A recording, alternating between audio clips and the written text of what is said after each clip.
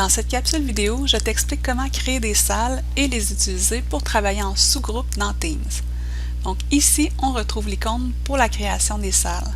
Donc pour avoir cette icône, il faut avoir les dernières mises à jour de Teams, donc que ce soit sur le iPad ou l'ordinateur. Donc ici, je vais sélectionner l'icône et je vais avoir à sélectionner ensuite combien de salles j'ai besoin. Donc dans mon exemple, je vais utiliser 2 salles, mais je peux en faire vraiment plusieurs. Ensuite, une fois que c'est fait, je choisis le mode pour l'affectation. Je peux choisir automatiquement. Ce que ça va faire, c'est que ça va répartir le nombre de personnes par salle. Donc ici, on voit que c'est 1 ou 2 participants environ par salle. Ça va être fait de façon aléatoire. Sinon, je peux choisir manuellement. Donc quand je choisis manuellement, ce que je vais faire, c'est que je vais déterminer qui exactement va dans quelle salle. Donc ça peut être pratique si les élèves ont déjà leur équipe de choisi. Donc, je sélectionne manuel pour les besoins de la petite capsule vidéo. Donc, une fois que c'est fait, j'appuie sur le bouton « Créer des salles ». Ça va créer mes salles, mais les élèves ne seront pas encore envoyés dans les salles. Donc, c'est comme une préparation à. Donc, ici, à droite, je retrouve mes 2 salles. Et je peux voir juste à côté qu'elles sont fermées. Ça veut dire qu'il n'y a aucun élève qui peut y accéder pour l'instant. Donc, tant que je ne les ouvre pas, personne ne va pouvoir y aller.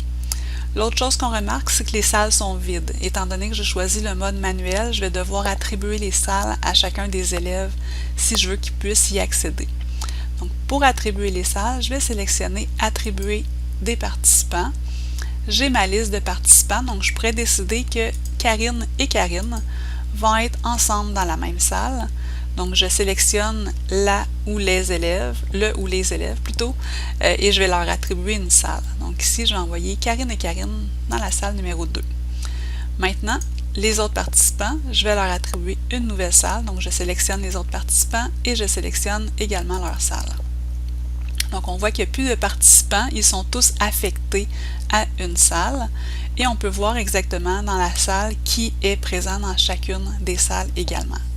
Donc, encore une fois, les salles sont fermées, donc je n'ai pas ouvert les salles, j'ai seulement attribué les salles pour les élèves. Donc, quand va être venu le moment d'ouvrir les salles, je vais pouvoir les démarrer. Donc, je peux donner mes instructions, mes consignes générales, puis une fois que c'est fait, je vais pouvoir décider de démarrer les salles. Juste avant le démarrage des salles, ce que je vais vous montrer, c'est les autres options. On retrouve ici les paramètres avec les 3 petits points, donc dans les salles pour petits groupes. Donc, je vais sélectionner paramètres des salles et j'ai 2 possibilités dans les paramètres. Le premier choix, c'est que les personnes vont être automatiquement dirigées vers les salles lorsqu'elles vont s'ouvrir. Donc, les élèves n'auront rien à faire, ils vont être dirigés automatiquement vers leurs salles respectives, ce qui est quand même très bien.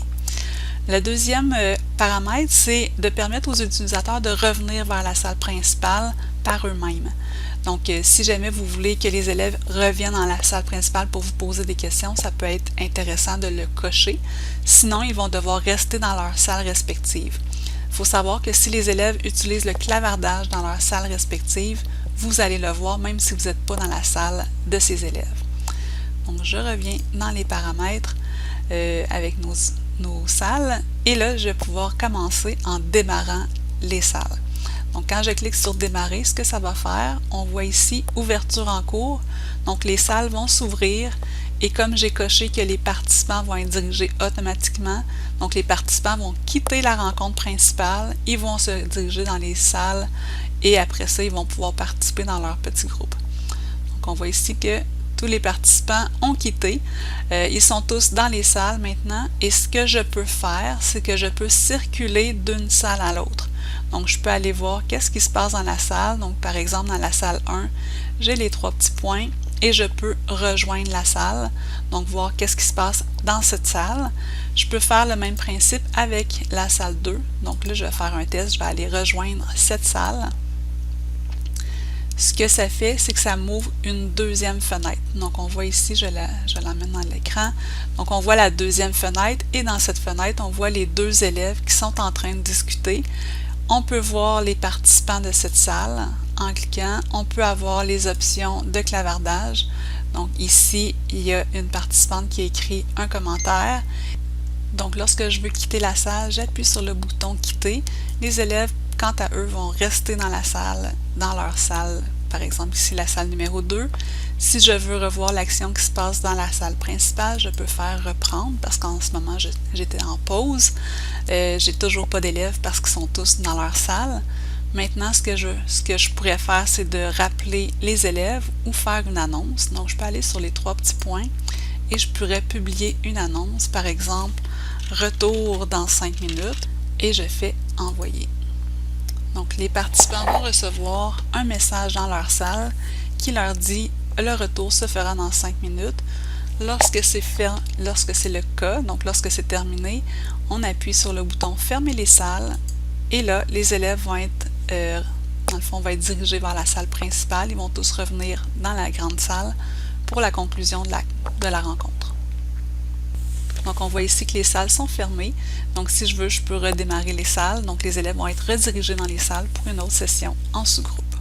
Si je le désire, je peux également ouvrir une seule salle à la fois. Donc, par exemple, ici, la salle 1, je peux décider de l'ouvrir.